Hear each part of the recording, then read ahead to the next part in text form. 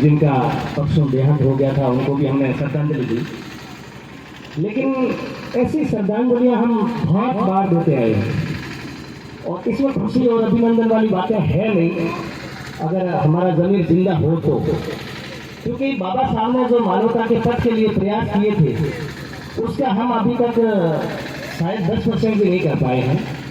और साथ में हम सबका साथ सबका विकास वाले नारे भी सुनते आए हैं। पॉलिटिक्स से, मतों से, मतदान की बात हुई, राजनीति की बात हुई, नेताओं की बात हुई, महापुरुषों की बात हुई, लेकिन हम एक शॉर्टकट शब्दों में उनकी परिभाषा को 8 दिन तक व्यक्त करते आए हैं जिनका कोई पूरा मैं तो समझ नहीं पाया। जैसे राजनीति और मतदान सब था, राजनीति और मतदान दोनों शब्दों का बहुत गहरा और शॉर्टकट संबंध है अगर समझना चाहे तो।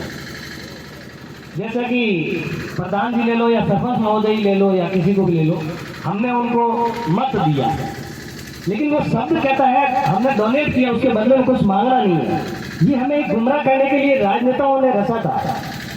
मतदान करना है मतलब दान करना मतलब चीज को वापस हासिल नहीं करना उससे कुछ, ठीक है, लेकिन हमें उस चीज को समझना है कि हमें इस भ्रम से बाहर निकलना है कि मत दिया है तो हमें कुछ मांगना है। किसी नेताजी को सुना उस गांव की जनता ने और उसके बाद उन्होंने वादे किए कि मैं ये फलाना ढिंगाना इस गांव का विकास करूंगा। 5 साल में उन्होंने कुछ नहीं किया तो उस नेताजी को गांव के लोगों ने इकट्ठा होकर बुलाया, अरे भैया आपने ये वादे किए थे, अब क्या करोगे? तो उन नेताजी ने बोला कि आपने मुझे दिया क्या? तो जनता ने बोला कि भैया हमने सब कुछ दिया यार, मतदान दिया आप लोगों को, आपको राजा बनाया।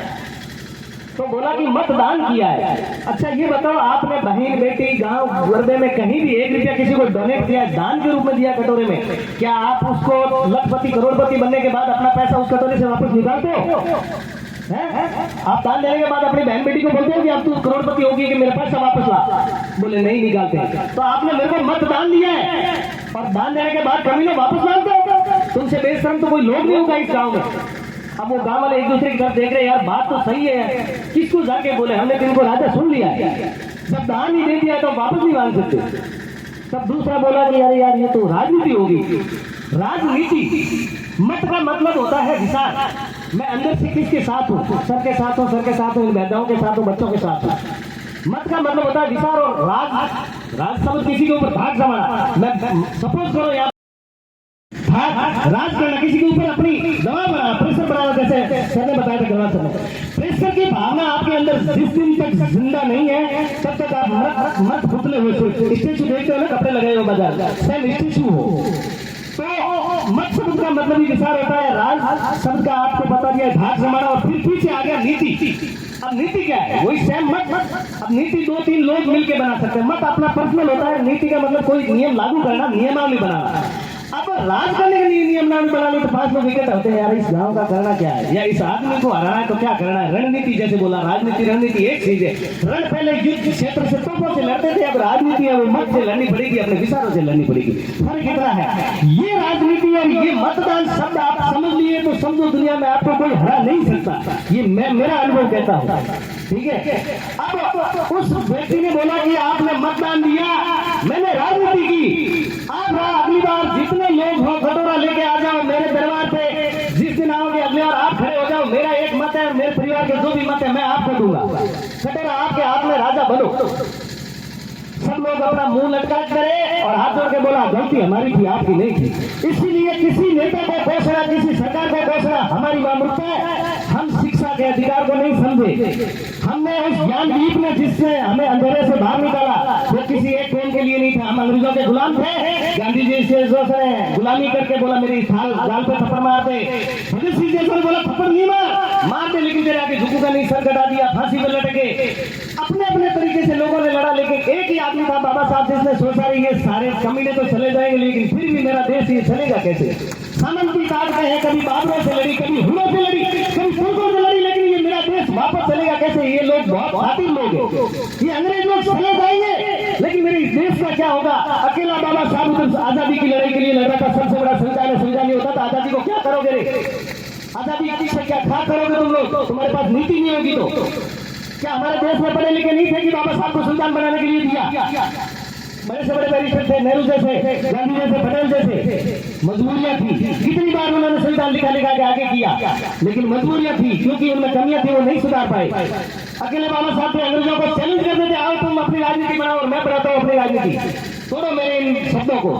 मजबूर होकर अंग्रेज मानते थे। फिर गांधी और नेहरू ने भी, पटेल ने भी बोला कि हाँ, एक ही बंदा है इंडिया में जो हमारा संविधान लिख सकता है और अंग्रेज एक्सेप्ट करेंगे। आपको पता नहीं होगा, आज भी हम भारत सरकार इंग्लैंड में ब्रिटेन को टैक्स के रूप में विक्टोरिया रानी को टैक्स भेज रही है।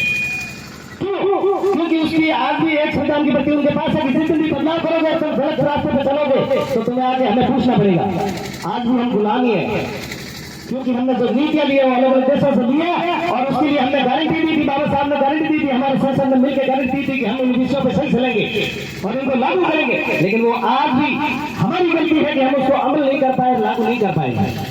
मैं ज्यादा समय नहीं ले पाऊंगा, बहुत बुद्धिजीवी लोग और बहुत अच्छे वक्ता यहाँ बैठे हैं, लेकिन जब इतना सब होने के बाद भारत में हमारी ये उद्देश्य का हम बांट रहे हैं, क्या हमने कभी बैठ के इस उद्देश्य के एक शब्द का भी अर्थ समझा है? मैं समझता हूँ पढ़े लिखों ने भी नहीं समझा, और समझा होता तो ये बोलते ना मजदूर वर्ग हमारे साथ आ रहा। मेरे घर में अगर मेरा मजदूर भाई है तो मेरा पहला फर्ज है, मैं दुनिया में कभी कोई आंदोलन नहीं करूँ, कोई दुपट्टा नहीं डालूं, कोई रैली में नहीं जाऊँ। मैं पहले उसको बताऊँ कि तेरी कमियां क्या है। मैं पढ़ लिख के मजदूर नहीं है, सर्वेंट बन गया, बट मेरा भाई मजदूर है, तो मेरा उद्देश्य है तो उस भाई को कैसे अप करना है। उसके बच्चे वो नहीं बन पाया, कोई बात नहीं, उससे बच्चों को कैसे पढ़ाऊं, लेकिन नहीं है ये हमारे अंदर बस भावना है। बड़ा दुख के साथ कहना पड़ रहा है कि कल की घटना खुदाराम की हम आज पेपर में देख रहे हैं, 8 मुकदमे किए, उसमें 10 मुकदमे किए, 5 साल का किस्सा था, ये था, होता। अरे आदमी मर गया, कौन सी श्रद्धांजलि दे रहे? तुम्हारी समाज में दम था तो उस आदमी के साथ पहले जाके पूछते, भाई तेरा पड़ोसी अपना हो, मेरे परिवार का मान लो खुदाराम था, ये मेरी गलती है कि मैंने उसको नहीं पूछा, खुदाराम तुम बाहर में जा रहा है, आप केस कर रहा है, तो तेरी समस्या क्या है? 4 लोग इकट्ठे होकर उसको कभी नहीं बोला। आदमी मर गया फिर हम आंदोलन करते, आदमी मर गया फिर हम आंदोलन करते। अरे कितने मारोगे? चाहे कोई हो, हमें किसी जाति विशेष से नफरत नहीं, हमें किसी धर्म से नफरत नहीं, लेकिन जो ताकतें राक्षसों के रूप में इंसान का भक्षण करती है, मैं उनका विरोध करता हूँ, करता आया हूँ, और अपने जमीन को जिंदा करके उन ताकतों के खिलाफ सामूहिक लड़ना पड़ेगा। हमें मरना नहीं है। उस आदमी को मारा पीटा, अरे कोई उस गांव में आदमी नहीं था, अरे मर जाओ, उस गांव को डूब मरना चाहिए जिस गांव में आपके सामने किसी आदमी को मार दिया जाए। अरे लाख जुर्म होंगे उसके यार, इतने तो अंग्रेज भी जुर्म नहीं करते थे हमारे ऊपर। फिर भी हम बोलते हैं ठाकुर मुद्रो, डॉक्टर साहब, चौधरी साहब, राम राम, फलान जी ठीक है, फिरोज साहब फलान जी, जय माता जी के साथ। अरे ठीक है भाई, आपने उन जो शब्द हम आपको अर्पित करके उनके बदले हमारे प्रति आपकी क्या भावना है? मैं किसी को दिल से ठेस नहीं पहुंचाना चाहता। प्रशासन भी बैठा है, ये खाकी वर्दी है, बोलते हैं कि 7 मुकदमे के बाद भी उस बंदे ने उनकी धनियों की बात नहीं सुना, क्योंकि ये भी नौकर है। छोटा सा शब्द है नौकर, नौकरी चाकरी जो शब्द होते थे, मैं आपका समय ले रहा हूँ, उसके लिए माफी चाहूंगा, बट नौकरी है मतलब गुलामी। चाकरी पॉकेट में होती थी, पकड़े ले गए, काम करवाया, आधा छोड़ देते थे, उसके बाद सिस्टम आ गया तो नौकरी, चाहे कलेक्टर है वो भी नौकर है। और राजनेता को तो मैंने बता ही दिया, राजनीति में है तो नेता कितना भी बड़ा है या छोटा है, भले ये प्रधान भी है, सीधा आप फोन करेंगे, वीडियो साहब फलाना काम है, वीडियो साहब को यहाँ रहना है तो करेंगे, नहीं तो अपने प्रधान जी को, एमएलए एमपी को बोलेंगे, वीडियो साहब के कल बिस्तर घोल करवाएंगे। मजबूरी है वीडियो साहब, मैंने कौन बिस्तर बांधता रहेगा यार, चल ठीक है, उनकी मजबूरी है। अलीबाग प्रशासन की पुलिस वाले हो, चाहे कोई ऐसे डीए हो या फिर एसपी हो, उनको भी फोन मार देगा नेता, अरे यार मेरा बंदा है, बस हो गया। क्योंकि उन्होंने शपथ तो खाई है, वो अंतरात्मा से सोचते हैं कि यार मैं गलत कर रहा हूँ, लेकिन उनकी भी मजबूरी, क्योंकि उनको बच्चे पालना है, वो बड़ी परिस्थितियां झेल के उस नौकरी को प्राप्त किया है। वो नहीं चाहते कि किसी के थोड़े से सुनने से हमारी नौकरी पे खतरा है, तो उनकी मजबूरियां वो प्रेशर देते हुए बेचारे जाते हैं। अब फिर जब गार गिर जाती है तो छोटे कर्मचारी को मार पड़ती है, जो जिस थाने में, जिस क्षेत्र में जो घटना घटती है, फिर बोले उनको सस्पेंड करो। अरे क्यों करते हो यार? सिस्टम ऊपर से जो आ रहा है दोषी है, और उसके प्रति हम जागरूक नहीं, जिम्मेदार तो हम नहीं। इसलिए जागरूक साथियों, अपने लक्ष्य के लिए सबसे पहला है अपना भाई भतीज, कोई भी गांव गुंडे में किसी भी जाति वर्ग विशेष का है, अगर वो आपको सुबह उदास दिखता है, पास से निकले राम राम नहीं करे तो आपका फर्ज बनता है, भाई साहब आज की करे सर, और ये मुझे तो क्या है, राम राम कर लो, कोई बात कोई दुख होता हो, 4 जना ने भेड़ा करो, पूछो कहीं समस्या है, हर गाँव में मिनट में से 2 लोग भेड़ा बात करोगे कई बात है, ठाकर हो, राजपूत हो, जाट हो, भील हो, नेपाल हो, कोई बात नहीं, इंसान है। फिर गाँव में भले भले भी फंसे, मैंने कहा कि भाई आज समस्या है तो उनका ही सुझाव चाहिए। अगर आप मुकदमा करते हो, मैं कहता हूँ पहले मुकदमा मत करो, पहले गाँव गुंडे से संघर्ष के प्रयास के बाद आप किसी संघ घुस जाओ, आपको एप्लीकेशन डालनी है ह्यूमन राइट्स में डायरेक्ट डालो, यूनिट तक में आप ऑनलाइन डायरेक्ट डालो ना, ये अरे सुननी नहीं पड़ेगी, वहां से प्रेशर अपने आप आएगा। मेरी जब यहाँ कोई एप्लीकेशन समझ नहीं होता, मैं सीधा आयुक्त को शेयर देता हूँ, डीएम एसडीएम को शेयर देता हूँ, क्यों लोकल पर बात करूँ, ऊपर से अपने आप फोन आएगा, करना पड़ेगा, इधर नेताजी भी बाद में सुनेंगे, उससे पहले। तो हमें अगर नहीं सुना तो किसी संगठन के थ्रू जाओ, संगठन के जैसे इन्होंने बोला, किसी संगठन के थ्रू जाओ, अकेले देश मुक्त में करोगे, आपको 10 लोग हावी हो जाएगा, आप 10 साल तक दुखी या तो फांसी खा के मरोगे या फिर दूसरा लट मार के मार देगा, ये तो कल वाला प्रकरण है। मैं नहीं चाहता ऐसी घटनाएं दोहराए, हम सब भाईचारे से रहे, हमें किसी जाति विशेष से द्वेष नहीं है, हम किसी का हक नहीं मारते, हमें आरक्षण नहीं चाहिए, बस हमें शांति से जीने दीजिए, हम आरक्षण की जरूरत नहीं है। मैं मानता हूं कि अगर पढ़ने लिखने वाला व्यक्ति आगे तक आगे बढ़ा, उसने 1% आरक्षण नहीं लिया होगा, ठीक है, उसको जरूरत नहीं है, हमें सुविधाएं दीजिए, आप जो जिस गांव में हो आप जी रहे हो वैसा वातावरण हमें दे दीजिए, हम बहुत खुश कर लेंगे। इसी शब्दों के साथ मैं बाबा साहब के परिचय संबंधी जो रचनाएं हैं मैं उनसे अवगत करवाता हूँ आपको।